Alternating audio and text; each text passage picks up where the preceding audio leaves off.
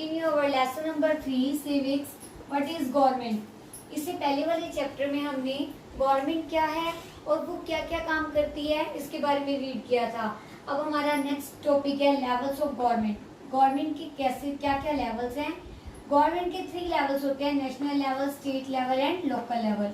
अब इसको मैं आपको एक एग्जांपल के थ्रू क्लियर करती हूँ। जैसे कि अगर कोई भी स्कूल है तो वहाँ का कोई भी अगर जो प्रिंसिपल हैं तो वो एक ही साथ सारी क्लासेस, अलग अलग क्लासेस के स्टूडेंट्स को एक साथ नहीं टीच कर सकते। तो क्या करेंगे, हर टीचर को हर एक सेक्शन वाइज, हर एक क्लास वाइज डिवाइड कर देंगे, एक लेवल देंगे उनको।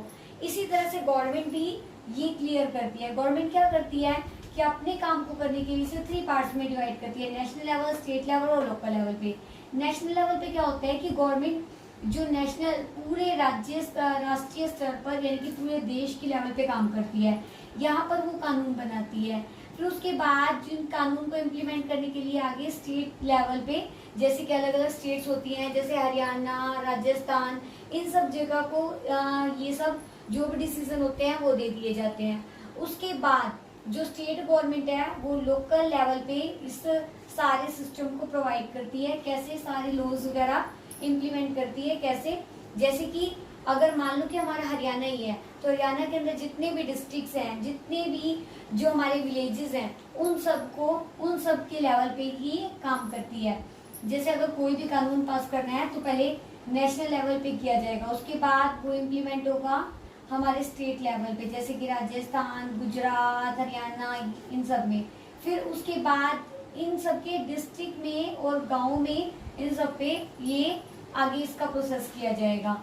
इसके बाद नेक्स्ट टॉपिक है हमारा लॉ एंड गवर्नमेंट, कि गवर्नमेंट के जो कानून है और गवर्नमेंट क्या करती है। देखो, गवर्नमेंट का मैंने आपको पहले वाले वीडियो में क्लियर किया था कि ये 3 टाइप से काम करती है। इसके 3 पार्ट्स हैं, जैसे लेजिस्लेचर, एग्जीक्यूटिव एंड जुडिशरी। तो लेजिस्लेचर यानी कि विधायिका क्या करती है, मेक कानून, वो कानूनों को बनाती है। उसके बाद जो कानून अगर बन गए तो उसे अब लागू भी तो करना होगा, तो उसे लागू करने का काम एग्जीक्यूटिव डिपार्टमेंट करता है। उसके बाद जुडिशरी क्या करती है, वो वर्क ऑफ इंजस्टिस यानी कि कहीं पे भी अन्याय हो रहा होता है तो वहां पे काम करती है। और उसके बाद कोर्ट कैन गिव ऑर्डर, जो कोर्ट है सभी सही जो निर्णय के लिए डिसीजन देता है कि क्या सही है और क्या गलत है, इन सब के ऊपर निर्णय कोर्ट देता है। तो इस तरह से आपको क्लियर हो गया होगा कि लॉ और गवर्नमेंट क्या है। अब टाइप्स ऑफ गवर्नमेंट, इसके भी अलग अलग टाइप्स हैं। सबसे पहले है डेमोक्रेसी यानी कि लोकतांत्रिक। लोकतांत्रिक क्या होता है, जिसमें जो जनता है अपने प्रतिनिधि खुद चुनती है, यानी कि अपने जो नेता को खुद चुनती है, खुद से वोटिंग करती है, खुद से ही अपने जो जनता के में से ही जो कोई भी कैंडिडेट जो खड़े होते हैं वो जनता में से ही होते हैं और उन्हें ही चुनकर अपने लिए सरकार बनाती है। तो ये है डेमोक्रेसी यानी कि of the people, by the people, for the people. जनता की, जनता द्वारा, जनता के लिए ही सरकार होती है, जिसे लोकतांत्रिक, प्रजातंत्र या डेमोक्रेसी कहते हैं। अब इसका एक और जो इसके अंदर जो मेन रोल है वो यूनिवर्सल एडल्ट फ्रेंचाइज का है। मोस्ट इम्पोर्टेंट क्वेश्चन है universal adult franchise. It means सार्वभौमिक वयस्क मताधिकार। इट मीन्स 18 ईयर से अबव कोई भी मेल, फीमेल, कोई जो भी चाहे वो पुअर है या रिच है, सभी को वोट देने का अधिकार है। इस अधिकार को ही यूनिवर्सल एडल्ट फ्रेंचाइज बोलते हैं। लेकिन इसके लिए भी एक स्टोरी है इंटरेस्टिंग सी, जो मैं आपको क्लियर कर देती हूँ। 1931 के अंदर महात्मा गांधी ने अपनी एक बुक के अंदर लिखा था, उसमें एक सेंटेंस था, क्योंकि पहले सभी को वोट देने का अधिकार नहीं होता था, तो या तो वे लोग वोट दे सकते थे जो या पढ़े लिखे होते हैं या रिच होते थे, और महिलाओं को और जो लो कास्ट के जो लोग होते थे उन्हें वोट देने का अधिकार नहीं था। तो गांधी जी ने कहा था कि उन लोगों को वोट देने का अधिकार है जिनके पास धन है या फिर जो पुरुष हैं, तो बाकी सबको अधिकार क्यों नहीं है। तो गांधी जी ने ये डिमांड रखी थी कि सभी को वोट देने का अधिकार हो, यानी कि जिसके पास अच्छा चरित्र हो वो वोट दे सकता है। तो ये जो अच्छा चरित्र सबके पास होता है तो इट मीन सभी को वोट देने का अधिकार है। और इस तरह का जो ये मूवमेंट था, ये सब सिर्फ इंडिया में नहीं बल्कि सारे विदेशों में भी ये बहुत ज्यादा फैला।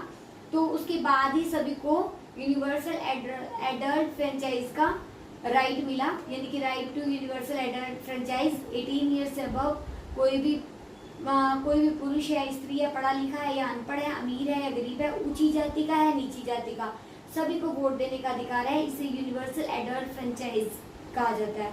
उसके बाद है हमारी मोनार्ची। इट मीन्स इसके अंदर क्या होता है कि कोई भी राजा और रानी वो अपने और अपने परिवार के साथ एक दल या एक समूह, एक ग्रुप बना लेते हैं और अपने आप को सुरक्षित कर लेते हैं, और अपने सारे के सारे भी राइट्स होते हैं वो सारे जनता के ऊपर, जो भी उन्हें कुछ भी लागू करना है, करना है तो वे लोग ही करते हैं। इसके बीच में कोई भी और जो जनता का कोई भी व्यक्ति इंक्लूड नहीं होता।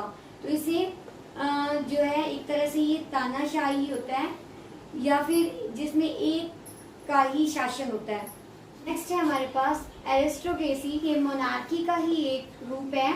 इसके अंदर एक ही व्यक्ति जो राजा होता है, और ये अपनी पोस्ट को हेरिडिटरी समझते हैं, यानी कि पीढ़ी दर पीढ़ी चलते हैं। जैसे कि आज एक राजा है, कल को उसका बेटा ही राजा होगा, और उसके बाद उनका बेटा ही राजा होगा। तो ये इस तरह से इसमें कोई भी बाहरी जनता अपना कोई भी प्रतिनिधि को इंक्लूड नहीं कर सकती। तो ये मोनार्की का ही एक रूप है। इसके बाद आती है डिक्टेटरशिप, यानी कि तानाशाह। इसका एक अच्छा एग्जांपल हमारे पास हिटलर का है। हिटलर क्या है? हिटलर का अपना ही एक तानाशाह था, यानी कि वो उसका अपना ही राज था। लोग उसी की बात को सुनते थे और समझते थे। तो ये तानाशाह है जिसमें एक ही व्यक्ति पूरे देश का राजा होता है और शासन करता है। तो अब ये हमारा चैप्टर यहाँ पर कंप्लीट हो गया। Hope you understand the concept of the lesson, and we will meet in our next video with a new lesson. Thank you.